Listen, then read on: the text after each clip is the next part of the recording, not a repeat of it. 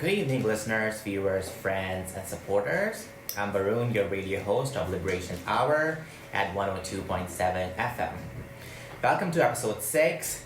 In our episode tonight, we have someone special who has been enriching people's lives with his incredible cooking, changing public perception around plant-based eating, and inspiring people to live in an ethical and sustainable way and respecting the lives of other animals. He's a dedicated vegan, activist, and certified chef. It is my pleasure to welcome Jack Middleton, also known as the Empowered Vegan on our show. Thank you so much, Jack, for coming tonight. Hey Varun, thanks for having me. It's awesome to be here. So Jack, how did it all start? What inspired you to take this journey?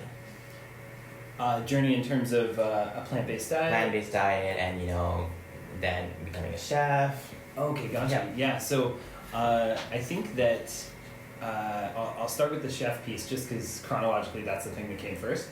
When I decided I wanted to be a chef pretty much right out of high school, so graduated when I was 17, and then I pretty much went right into my first apprenticeship job. And at this time, I wasn't plant-based. In fact, at the time, I was so not plant-based. It was totally, you wouldn't even recognize me from back then.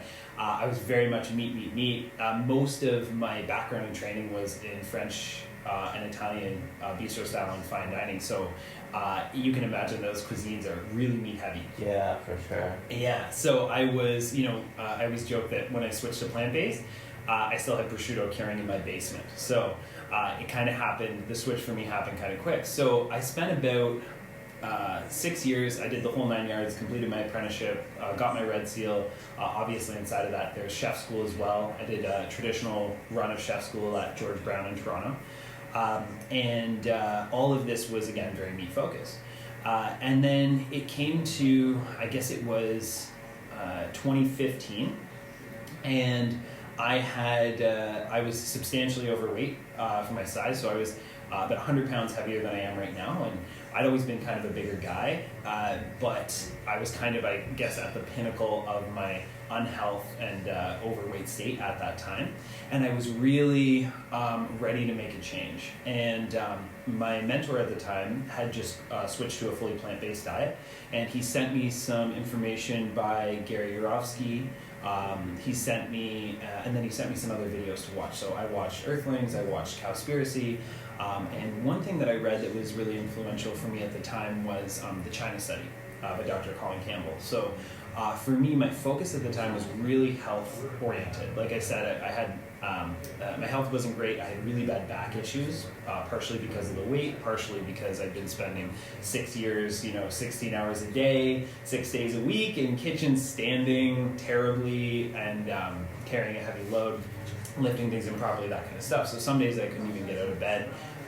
The pain was, not great. So when I read that book and I made the connection between what the results of the study were, I was like, and that coupled with watching Cowspiracy, so I really got a whole kind of bird's eye view of the situation. First of all, the treatment of animals was really obvious to me. It became really obvious that was going on. I had no idea before. I wouldn't even think about it. I think a lot of chefs have, and most of us, but I think a lot of chefs have a disconnect in between what actually occurs versus what comes in your meat order. You know what I mean? You get all these cut up pieces of meat and you don't really have that association with, where they came from or what that means, kind of thing. So I made that connection, and then I think it was Cowspiracy that really connected me with the idea of the impact on the environment. So I was kind of getting all of these inputs, and I made the decision right then and there that I'm going to switch to a plant-based diet. So I said goodbye at the time to a lot of the things that I liked that were meat-based, because I always say the interesting thing for me is that I talk to a lot of vegetarians and a lot of people who've made their way into a plant-based diet, and some of them some of them have never liked meat. And I was like, you know what, that was never me. I love meat. So I love the taste of meat, I love the textures, I love preparing meat, that kind of thing. But when I came across that information, I couldn't continue consuming meat in the way that I had at all. So it's always interesting because people ask me, some people say, oh, I don't like products that try to resemble meat, and I'm like, oh, I think those are so fun, because I didn't just switch because I didn't like meat. I switched because I realized it wasn't a powerful choice for myself or the planet. And in making that switch, part of that process, I lost a substantial amount of weight. It has not come back, which was a completely new phenomenon for me. When that was happening, I switched to a pretty much whole food plant-based diet, and I was eating whatever I wanted, and weight was just falling off me. I felt amazing, and I started playing around with the cuisine because I think that I think that people don't even recognize that vegan food is actually, it really is its own cuisine, which is exciting for me because that's one of the things I love talking about. And it started that I got a job at a vegan restaurant. Within 6 months or so, I ended up running that kitchen and producing all the menus and being put in a creative spot where I had to come up with the features and things, which was cool because I like the challenge of leveraging my basic culinary knowledge, but then now applying it in a new cuisine that I'd never really explored. So, I was learning about cashew cream for the first time. I was learning about nutritional yeast for the first time. Those things that we, most people who have been in this world use a lot. I'm sure yourself, you're familiar with those kind of things. So it was a fun exploration, and then about a year later, I decided, you know what, I love that people come into this restaurant, I love that they leave and they're eating plant-based food and they're getting food that's good for them, but I want to be able to connect people with the information in a more practical way. So I left the job that I was doing, and I didn't know what I was going to do. I just knew that I had to start something on my own. So I started just having conversations with people. Then I would sit down and talk to friends and family who were curious about going plant-based because they'd seen my weight loss and they were saying, that's amazing, what's going on, what are you doing differently? And in talking to them, I started realizing that people have, the main barriers that people had to switching to a plant-based diet were food-oriented. So even, it's crazy because that was, so it's 2020 now, so that was 4 years ago. And the plant-based options now are tenfold, even what they were just 4 years ago, right? Like we have, you can even get, vegan literally everything, Yeah. So even the landscape in that short time has changed. And at the time, people were really, I had friends who were vegetarians who wanted to be vegan, who really cared about things from the environmental perspective, but were, kind of starving themselves because they just didn't know what to eat, eating some nuts and seeds and fruit throughout the day. But I realized, okay, I'm gonna figure out how to help these people one-on-one. And I designed a 6-week program and I piloted it, and then I ran that for a number of years, and that went well, and put about 30 people through that, and then it evolved into group classes, and it's evolved beyond that point now where we have a full service. Something I'm very excited about is we have a full service plant-based catering company, so we can do anything from private parties, private dinners, all corporate events, all the way up to full vegan weddings of 300 people. So if there's if you want to have a fully vegan wedding and have it be like waiter passed hors d'oeuvres and like just the full gamut, we can do that, which I think is great because I think that there's, you might have experience with this. Sometimes it's not the best to either go to a restaurant or get a service that's like, get a catering service and have it be a non-plant-based service that just has vegan options. Yeah. Sometimes those options aren't great, right? Sometimes they are, but if you have a special event you're planning and you want everything to be like really, really nice, it's just nice to know that you can have that. So we have that, and we just launched our first product into retail, which I'm excited for you guys to try. And it's a rack of vegan ribs, and that's under our product company, Middleton's, and it's a seitan-based product. Interesting. Yeah. Yeah, one thing I wanted to ask, so you have a catering business, who are the people usually who go for it? Like, all of them are vegans, or do you have people who are not vegans who go for it as well? Yeah, so we started up, our first catering gig was last August, and I would say, if you were asking that same question about classes, I would say that probably it's like a 60-40 or 70-30 split of non-vegans to vegans who attend the classes. Mostly people who are interested in adopting more plant-based options, bringing them in, eating less meat, and kind of cutting out more animal products. But when it comes to the catering, actually, if I think back to the clients we've had in the last 8 months, most of them have actually been fully plant-based. And I think the reason for that is because some of the larger gigs, some of the larger events, I think that these people, there's not a lot of places to turn for fully plant-based catering. I think there are other companies out there. I haven't looked into it too much, but I think it was exciting for them to be like, oh, we can do the celebration of life ceremony, all vegan. That's awesome. And they usually don't even tell their friends and family. They show up and they eat the food, and people are pleasantly surprised. But mostly I would say plant-based in that way. It's really interesting how people, like, they won't eat anything if you tell them it's vegan, and but in fact, a lot of things that they already eat is vegan. For example, I have had people who say, I can't eat vegan while literally eating apple or banana. Like, it's so interesting. Yeah, totally. Yeah. I think sometimes people think of vegan and they think of like terrible mockery products or something like that would weird them out. But totally. A lot of people like already eat a lot of plant-based stuff. Like their seasoning and everything is already plant-based. Mm-hmm. Mm-hmm. So one point you raised was really interesting about how the chefs who work in the flesh-based industry, like cooking up animals, they don't usually make the connection what happened to like the bodies that get delivered to them. So I have a friend in Toronto who used to work at Keg, and he used to have beef from St. Helens, which is a slaughterhouse in Toronto. So someone asked him to go to a slaughterhouse vigil, and then he realized how the disconnect that he used to have, not understanding that the animals he was cooking were once living beings who suffer horrific death. Mm-hmm. So what is your message for those chefs who are like just not making the connection? Yeah, I think that it's really important that it's kind of like the idea of like the ostrich with its head in the sand, right?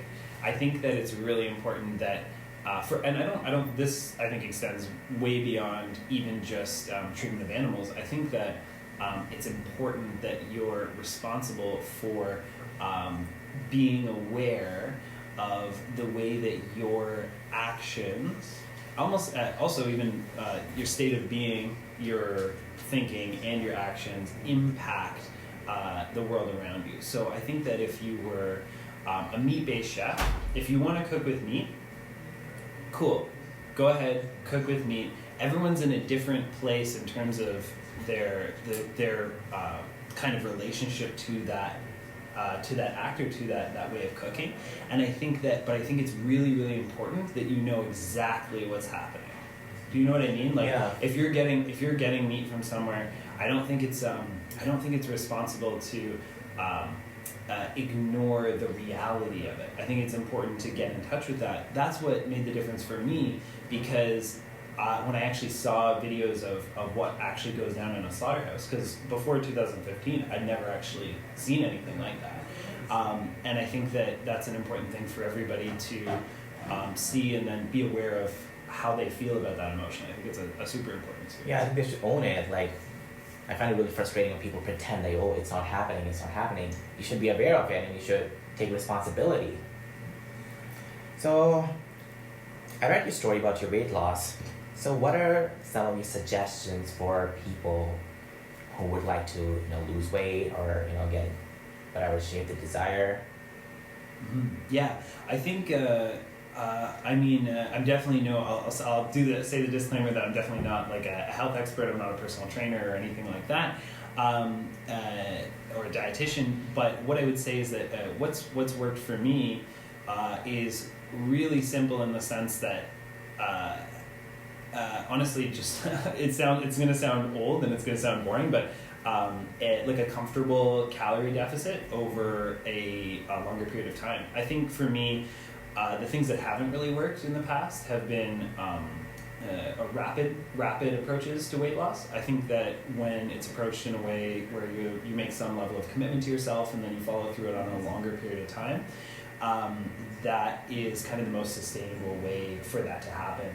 And the only exception to that would be when I did switch to a plant-based diet, I found that some of the weight was falling off of me, and I wasn't tracking my calories at that time.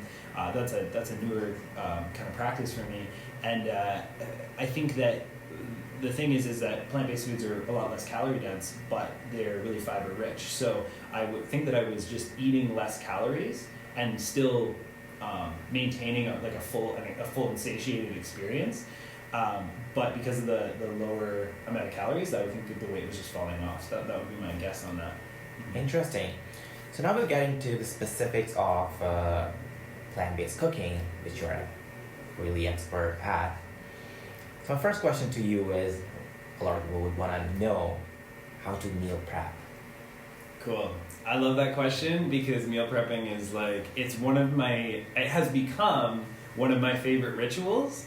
And I used to think, when I hear meal prep, I think of like that being somebody like a gym bro habit. Like I picture like a piece of bland chicken and some broccoli and some rice, and I want to throw up when I think about it, because I'm like, oh my goodness, like people prepping bland food because they have to throughout the week. But honestly, there's a few reasons why I love it, and I'm going to tell you why I think it's what I think the benefits of it are, first of all, and most of them are honestly psychological. So the thing is, we're all busy, right?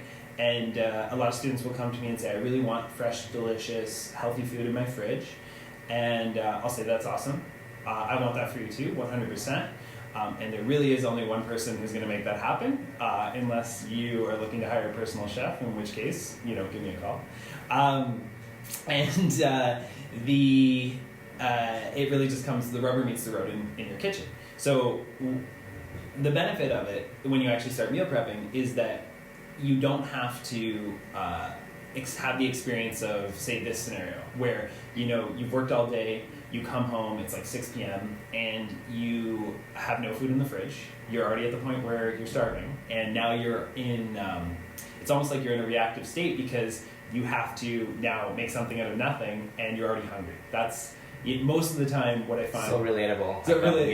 I come from school like at night, and I'm like really hungry, but I don't also want to cook anything because it seems like a lot of work. Oh, exactly. Yeah. And it's already too late because you're already hungry. Yeah. And then you'll make one of two decisions, like you'll either order food out, or maybe you'll eat something something junky or something that's like quick and easy, and all that stuff's fine. But consistently over time, if your goal is to kind of be thriving or empowering yourself in a healthy food context, then it's not sustainable that way.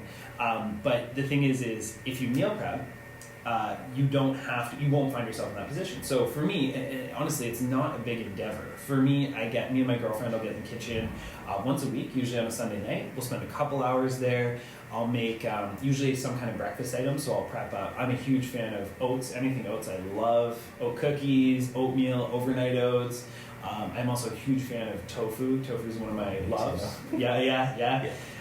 So it's such a good source of nutrients and protein too, which is fantastic. So I'll do something usually like tofu scramble, or I'll do overnight oats, or I'll do some kind of oatmeal. For anybody who's looking for a tofu scramble recipe, feel free to check out my YouTube channel, because there's a really quick and easy one there that I've been using for years. And the YouTube channel is the same as my business name, The Empowered Vegan, on YouTube.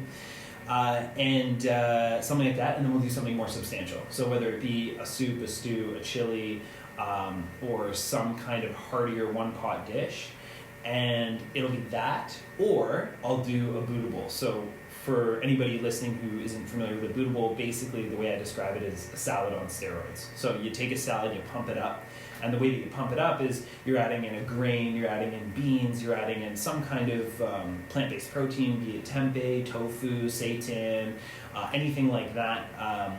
And then you're typically having the key for good Buddha bowls, I'll just say it straight out, really good sauces. That's the key. We just did a whole meal prep series on this in January, and one of the weeks the focus was Buddha bowls. The thing that I love about that is that you can keep it as simple as, okay, buy a pack of greens at the grocery store, buy a big pack of greens, and then also pick up a brick of tofu, have some quinoa in your cupboard, and then maybe buy a can of chickpeas, and then throw together some kind of quick sauce. You can make that in under an hour, and you'll have a substantial meal. You're covering a lot of nutrient bases, throw in whatever veggies you want, and the cool thing is that you could take that same bowl, switch out the sauce, totally different bowl.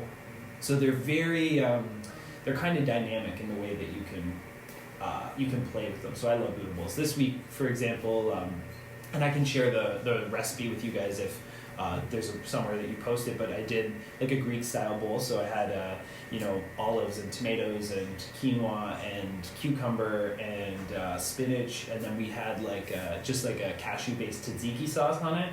And oh man, I ate that right before I came here. It's substantial, it's filling, it feels good, tons of fiber, keeps you full. So I'm if you can't tell, I'm a huge fan of Buddha bowls. But I can share that recipe if you guys. That would be great. Yeah. Thank you so much. Mm-hmm. So, someone like me who goes to school, do a lot of homework, and take care of my animals. Sometimes it's getting a bit frustrating to be in the kitchen and just cook. So, how to enjoy being in the kitchen? That is such a good question. And I love that you went to that place, because it means that it's the right question to ask, because you don't have to just get in there and get it done. It should be an enjoyable experience. So for me, when I'm in the kitchen, unless I'm recipe testing, like if I'm just cooking for myself, I've got music on. In the past, I would have had like a glass of wine out. I don't really drink much alcohol anymore, but a glass of wine, something like that, be in the kitchen on a Sunday night.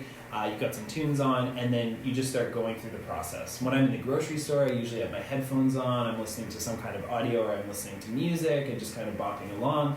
And I find that really makes the process enjoyable.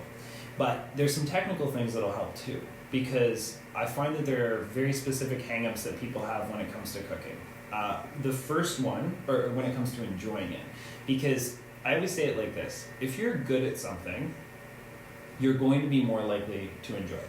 If you have a certain level of skill or finesse in a certain area, you're going to enjoy doing that thing. If you're good at dirt bike riding, you're going to enjoy that a lot more than someone who isn't. You know what I mean? For multiple reasons. So being in the kitchen, there's some skills you can focus on, and when those improve, it's going to make it easier for you to enjoy yourself. One of the number one that I talk to all my students, if I have any of my students listening, they'll know that they hear this all the time: knife skills. So a lot of people just end up picking up a knife and just start using it kind of intuitively. And that's usually how they operate with it for most of their life. And I know, because I teach students of all different age groups.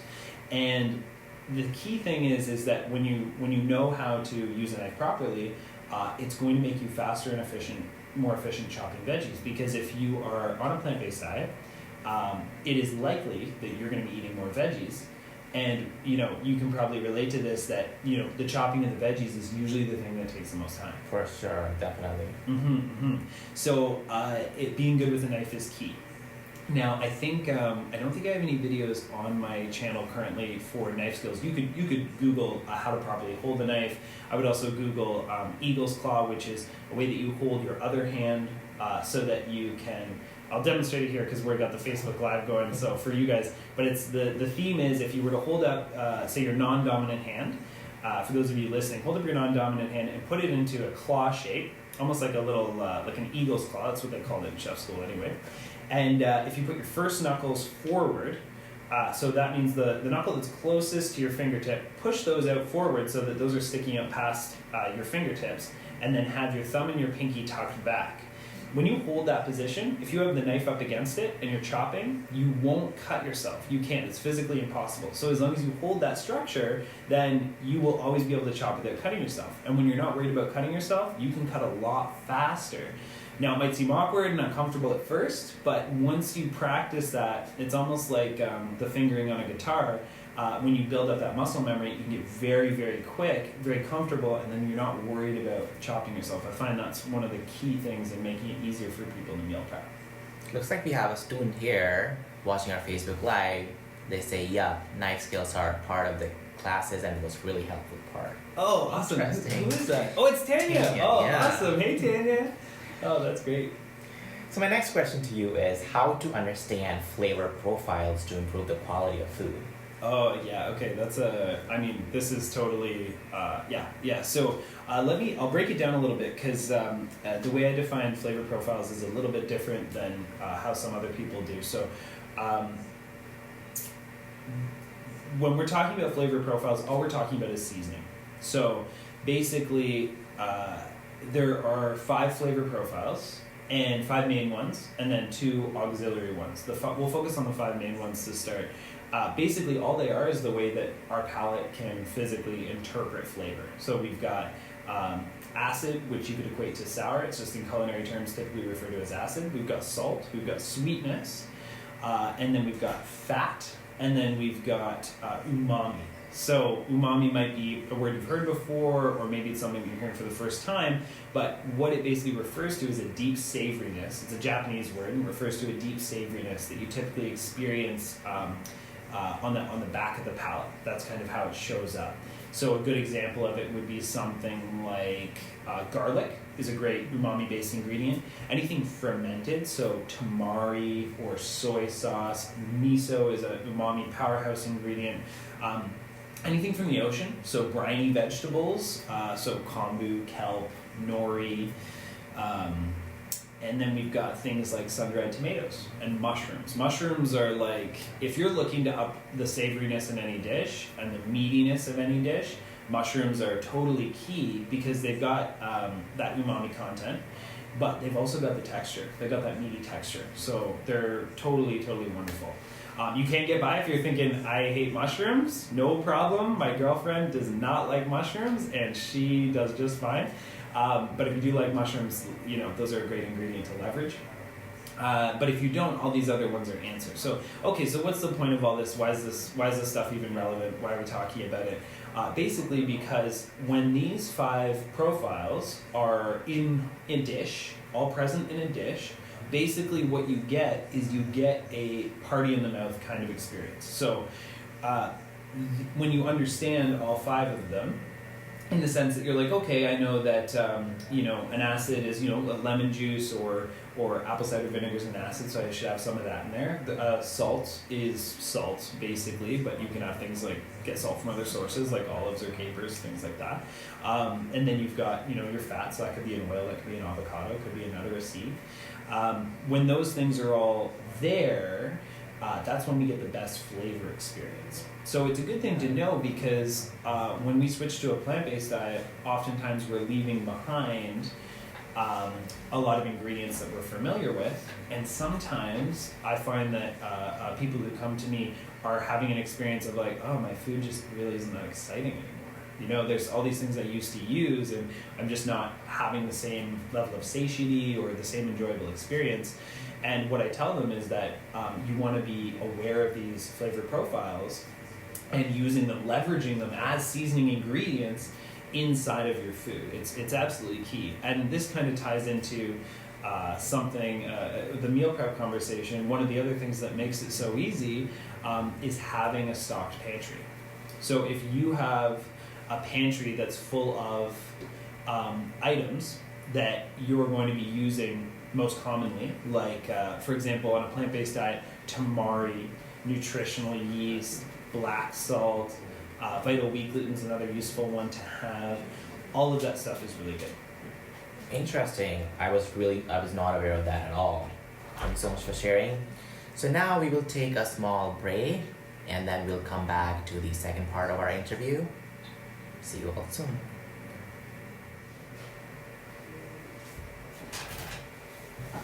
Welcome back to Liberation Hour Radio at 102.7 FM.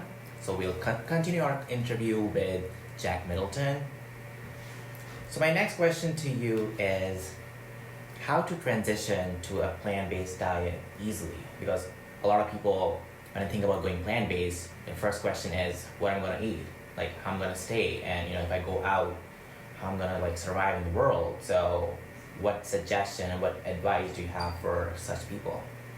Yeah, I think it's a really important question, and I think it's a question that a lot of people are asking.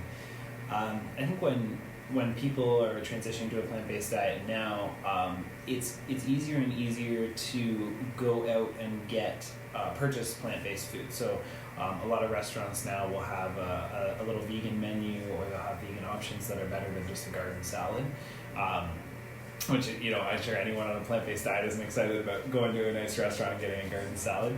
But I think where the rubber really meets the road is in your own kitchen. So you can, in my experience, I can go, a week or something eating out when I'm in a tight pinch and I haven't meal prepped that week.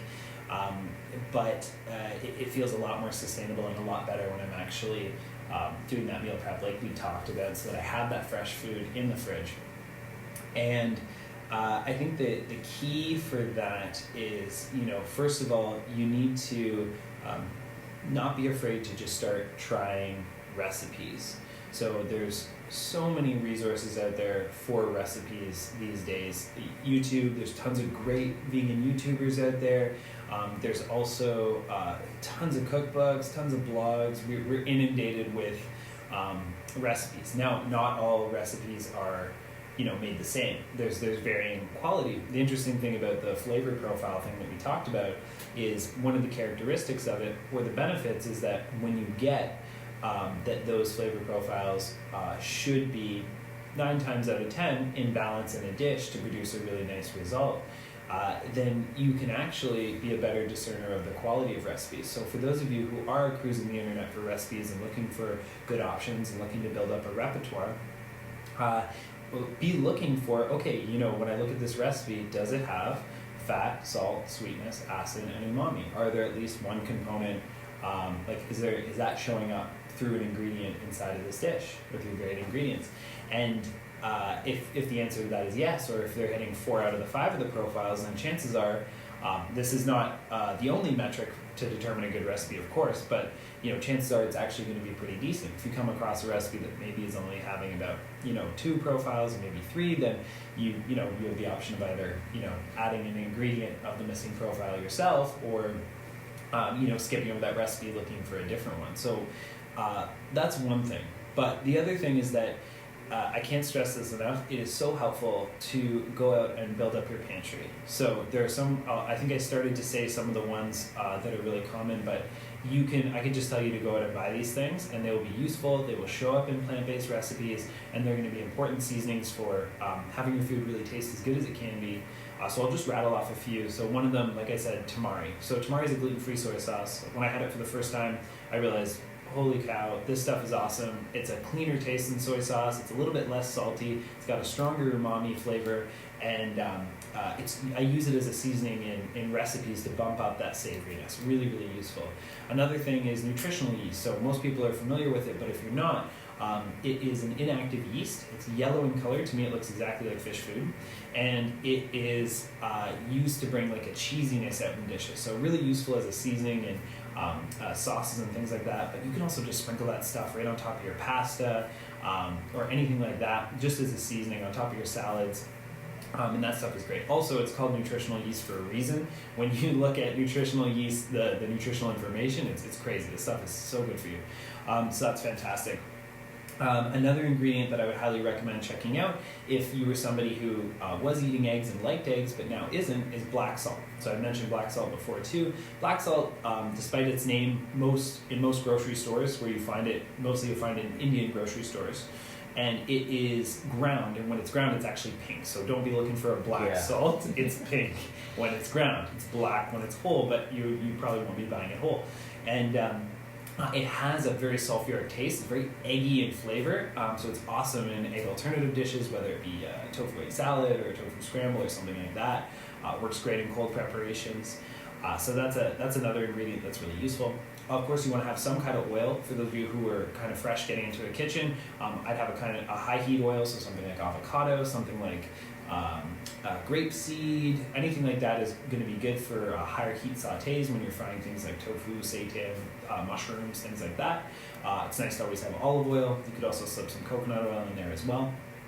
So those are good. Have some kind of acid, so be it apple cider vinegar, one of my favorites. Also just lemons and limes around.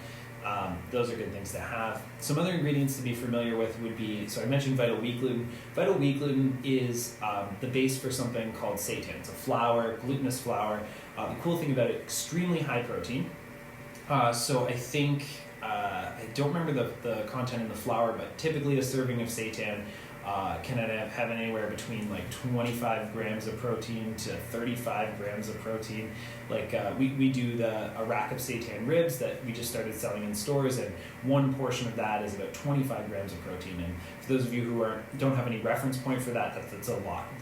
That's a substantial protein dosage. And So that's a useful thing to know about. You use this flour, this Vital Wheat gluten, which you can get at Goodness Me. The Bob's Red Mill has their own. You can also get it at Bulk Bar, and you'll find cheaper prices if you buy it in bulk, of course.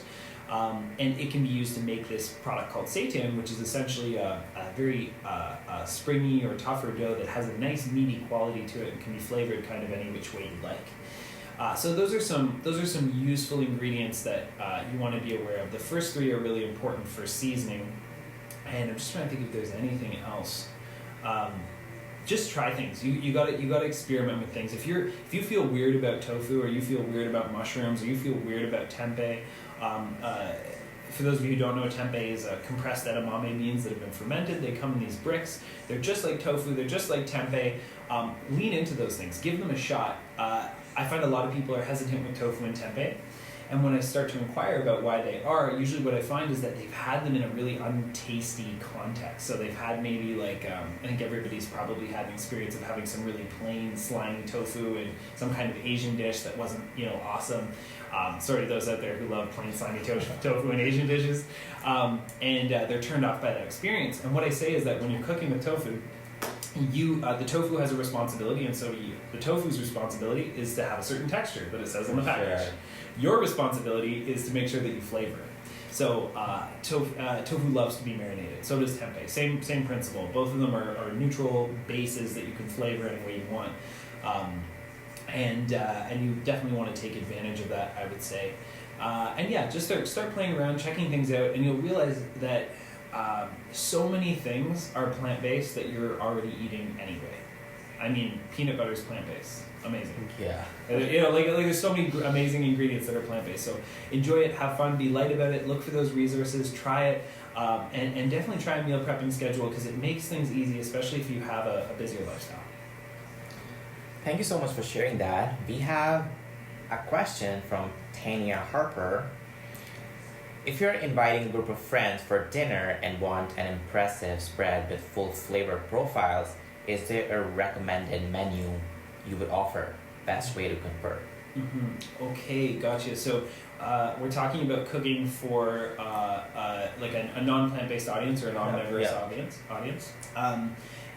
What my advice with that, first of all, is that there's certain things that I would stay away from. So if you have if you're cooking for people who still have meat in their diet, I would lean away from meat alternatives, because what's going to be happening is if you put a piece of like seitan steak down in front of them and you say, "Hey, this is steak, try this." If they had steak yesterday, they're going to turn to you and say, "This tastes nothing like steak. I don't want to eat it." Or they might say it's okay, but it's not. They're making that direct comparison. I find that the dishes that I have that are most impressive to omnivores are dishes that are inherently plant-based, or they've made some subtle substitutions from a dairy perspective. So one of the things that I know, just reported from my students, like we did for my Thanksgiving class, we did a stuffed roasted butternut squash, and I used to do a stuffed squash when I was eating meat and dairy and things, and I would stuff it with goat cheese and pumpkin seeds and cranberries or currants, and I'd whip it up. I'd whip it up with heavy cream. It was very nice and whipped, and it would be in half of a big squash. And we did a plant-based version of that. And I can't tell you how many of my students came back and said, "I just didn't tell my family. I plopped it down in front of them, and they went crazy for it. They didn't ask questions." So I find that lean towards a whole food plant-based context when you're cooking for an omnivorous group rather than the mock meats. In terms of specific dishes, there are so many dishes. I think the thing that people are most hung up on is more the entree side, so I'll speak to that. I love, I mean, you could treat that butternut squash as an entree pretty much, and I can send you guys the recipe as well for those who are interested. But I love a good loaf.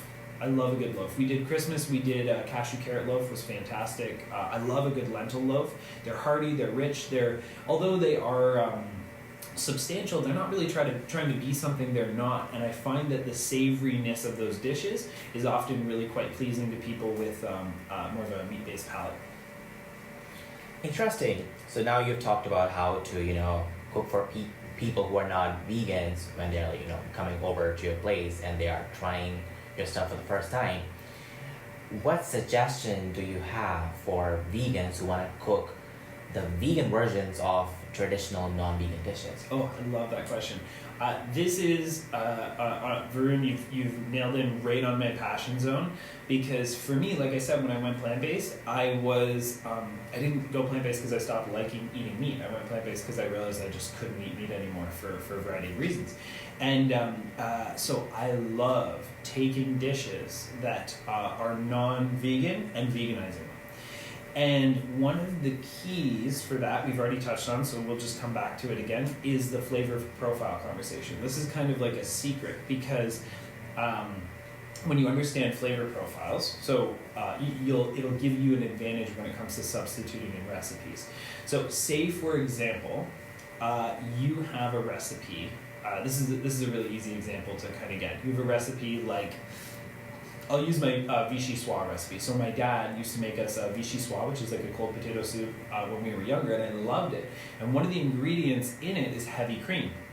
Heavy cream, obviously a dairy product, very rich.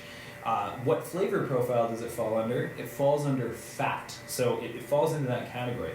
Now, when you're substituting ingredients, so non-vegan for vegan, you want to substitute inside of a flavor profile. So if we have because we want to bring the same quality forward. So if we have a fatty item like heavy cream, then we want to substitute with a similarly fatty item that is vegan. So we have a couple options here, but one of my favorite options for this kind of substitution would be cashews. So cashews are very similar quality in the sense that they're very neutral in flavor. And when I say cashews, I just want to clarify, I'm talking about raw, unroasted, unsalted cashews. Reason being is we want as little flavor in these cashews as possible, because we're actually leveraging them for their fat quality and for the creaminess they're going to bring, not so much their flavor. And so inside of the vichyssoise recipe that I have, I did a heavy cream, a substitute using cashews. So very, very simple. But cashews, we take the raw cashews, you soak them, you'll strain them off, and then puree them with some water and make a thick cream. And you add that to the soup, and it was amazing because when I tasted it, I was looking for a nostalgic flavor. I was so familiar with that flavor of my dad's vichyssoise soup.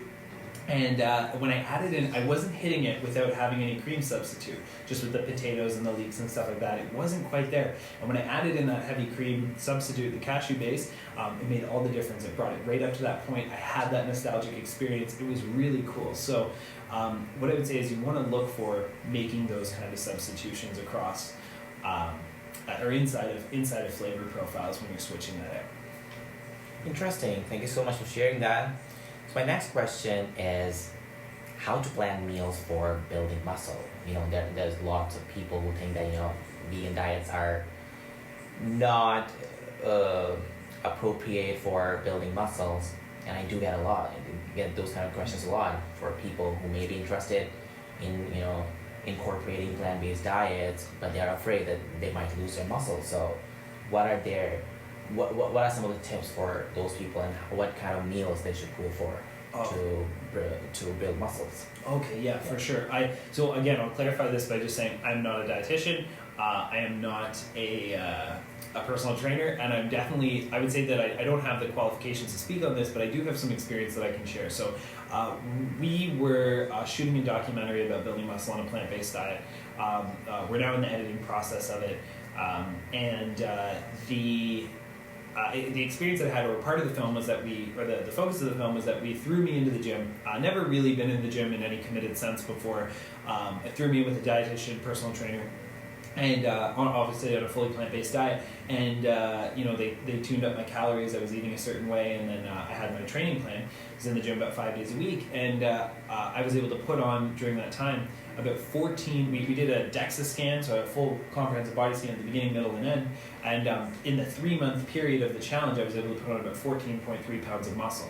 So a lot of people might not have any reference for that, but basically that's a crazy amount of muscle in that short period of time.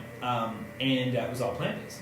And there were some certain things that I leveraged inside of that, but the reason that we're doing it is just to kind of bust the myth that And there's already films out there like The Game Changers that have already done this really well, showing that it's possible. But it's definitely possible to build lean muscle on a plant-based diet, and it's not difficult. It's not rocket science. All you need to do is be leveraging the foods where you get the proper protein from. And I'll say this too, if you're on a plant-based diet and you're not working out, you are never going to have to worry about not hitting your protein as long as you're eating enough calories during the day. There's the notion that there's a whole ton of protein deficient vegans wandering around is just absolutely ridiculous. I don't know any, and I have lots of people who my friends are plant based, and I've never met any of them who are protein deficient. So anybody who's new to this kind of conversation, that's not something you need to worry about. And for those of you who are active and wanting to switch over, the things that I think are most useful to know about leveraging foods on a plant-based diet that are going to support your workout routine. The carbs are easy, no problem. We've got tons of carbs on our side on a plant-based diet.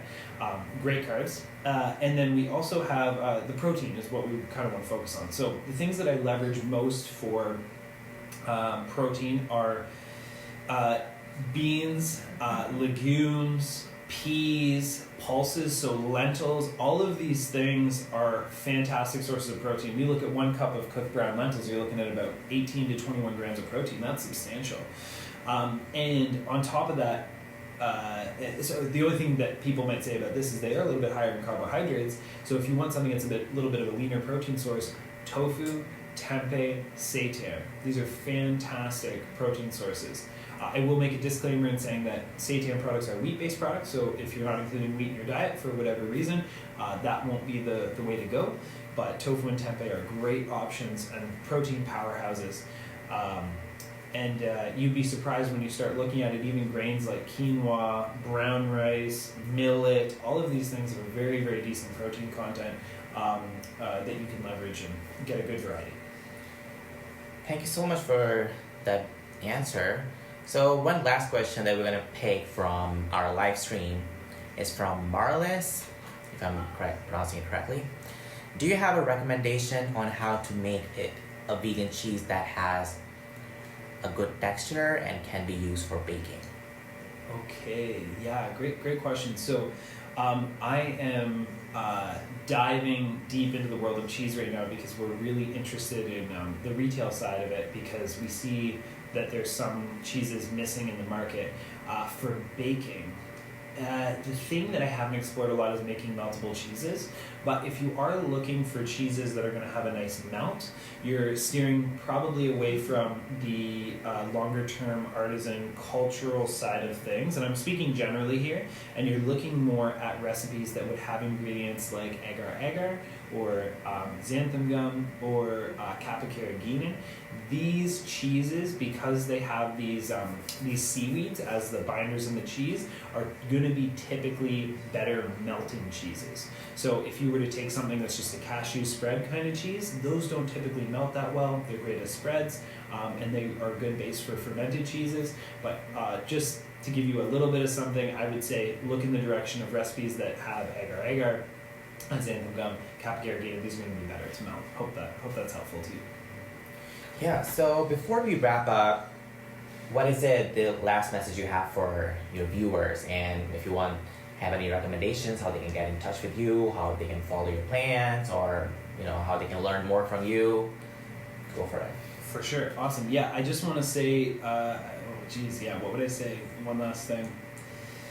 Okay, I used to think that it was going to be, that the idea of going plant-based was going to be horrible because I was a foodie, and I thought, okay, no meat, no dairy, no cheese, no eggs, whatever. That's good. Like, I would never want to do that. And it's been amazing. It has been absolutely amazing, and I'm obviously a very avid food person, and I feel no lack in my diet. So what I would say is that if you have any trepidation or worry about making the switch or giving up dairy or anything like that, just know that the plethora of tasty ingredients that are available to you on a plant-based diet are totally available and abundant. So there's nothing to worry on that front. And there's lots of good resources to help you. In terms of places where you can connect with me, my Facebook page is The Empowered Vegan. Instagram is the same. And if you're looking to connect with catering options, you can find that through the website. And our product company, a little startup product company that we've started rolling with, we are Middleton's, and you can find us on Facebook, on Instagram, and we're just starting to get into retail locations now. We currently have products in Coven, in Hamilton, and if you guys haven't checked out Coven, you've got to. Big shout out to KW, they're awesome, and they they curate a really nice selection. But I'll tell you guys this, since we are in Waterloo, we're going to be having our ribs in the zero waste bulk store. That sounds so exciting. Yeah, so we'll have that next week. But yeah, that's where you can reach out, as well as my YouTube channel. It was great to have you here. So we are now going to wrap up. Thank you so much to all the viewers and listeners to watching and listening our show. You can follow us on Facebook, Twitter, Instagram. We go by Liberation Hour Radio. Thank you so much. See you next week.